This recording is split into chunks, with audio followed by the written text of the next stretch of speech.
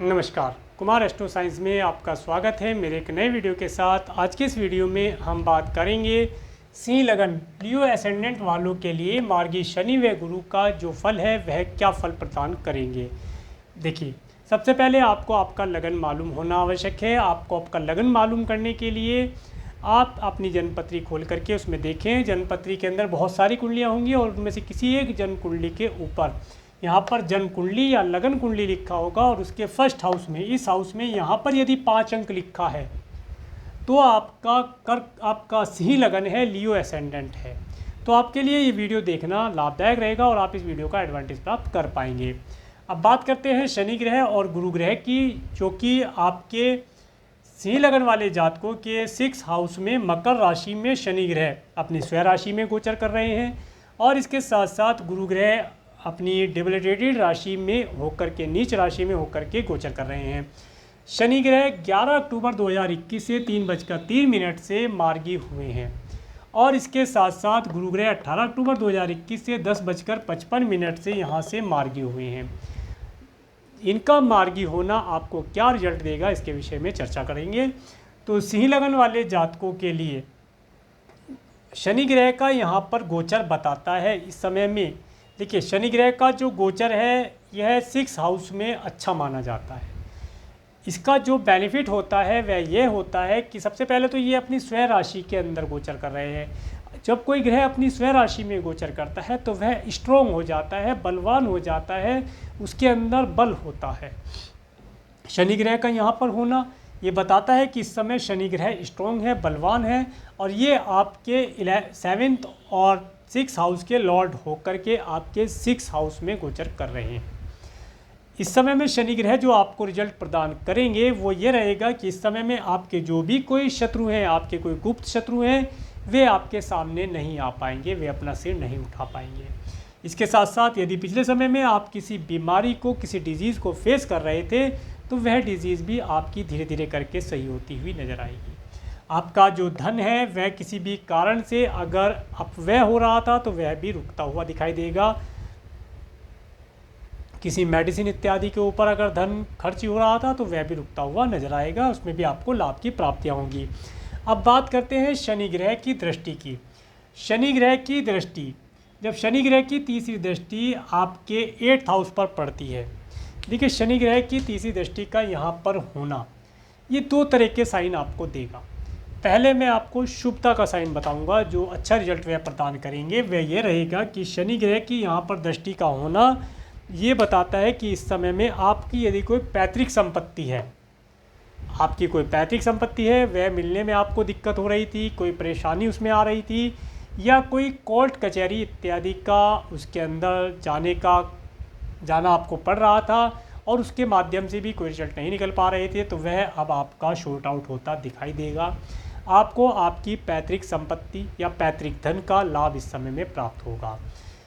इसके साथ साथ इस समय में जो इसका नेगेटिव रिजल्ट मैं बताना चाहूँगा, नेगेटिव रिजल्ट क्या रहेगा कि इस समय में आपको आपके स्पाउस से अगर कोई धन की प्राप्ति होने वाली थी तो वह थोड़े समय के लिए रुक जाएगी, वह आपको प्राप्ति होने में थोड़ा सा विलंब होगा।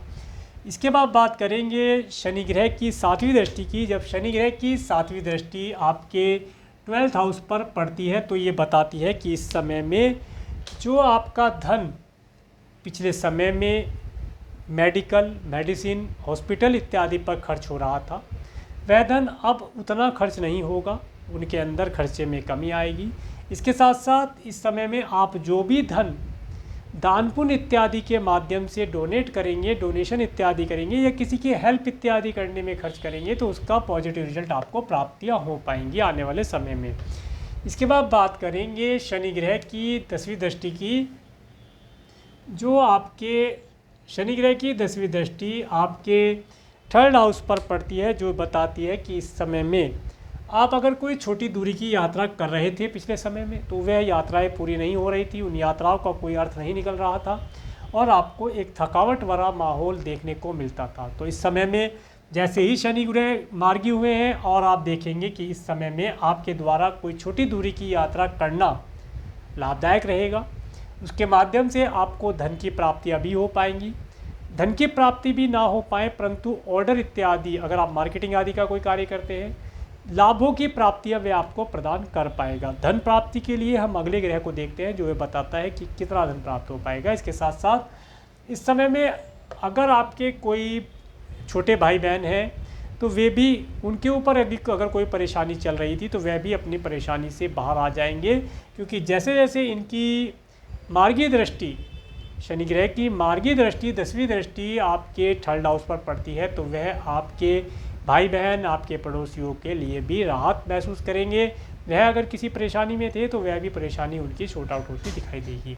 अब बात करेंगे गुरु ग्रह की। गुरु ग्रह का देखिए यहाँ पर होना, अपनी डिबिलिटेटेड राशि में, अपनी नीच राशि में 6 हाउस में गुरु का होना कोई ज़्यादा अच्छा नहीं माना गया है।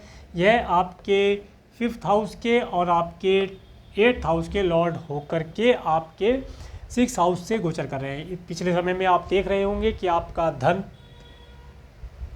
आपके दोस्तों पर, रोग ऋण शत्रु इत्यादि पर खर्ची हो रहा था, जो अब जैसे जैसे गुरु ग्रह मार्गी हुए हैं उसमें कमी आएगी, उसके अंदर लाभों की प्राप्तियां होंगी।